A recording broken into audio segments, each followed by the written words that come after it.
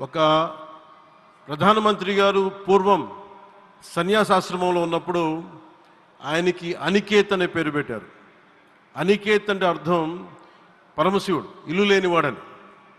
అలాంటి ఇల్లు లేనివాడు, కుటుంబం లేనివాడు 5 కోట్ల మంది కుటుంబాలకు, 5 కోట్ల మంది ప్రజల కోసం, ఎన్ని కోట్ల కుటుంబాల కోసం మనందరికీ రాజధానిలో ఒక నగరం నిర్మించడానికి, ఇల్లు నిర్మించుకోవడానికి ఇల్లు లేకుండా 140 కోట్ల మంది ప్రజల బాధ్యత తీసుకొని కశ్మీర్ నుంచి కన్యాకుమారి వరకు, అక్కడ కామాఖ్య నుంచి ద్వారకా వరకు ప్రపంచమే, మన దేశమే తన కుటుంబంగా చేసుకుంటూ ఈ భారతదేశమే తన ఇల్లుగా చేసుకొని తిరిగి పునఃప్రారంభానికి విచ్చేసిన గౌరవ ప్రధానమంత్రి శ్రీ నరేంద్ర మోదీ గారికి మనస్ఫూర్తిగా మన అందరి తరపున, ఆంధ్రప్రదేశ్ ప్రజలందరి తరపున, అమరావతి రైతాంగం తరపున, ఆడపడుచుల తరపున వారికి చేతులెత్తి హృదయపూర్వక నమస్కారాలు తెలియజేస్తున్నాను.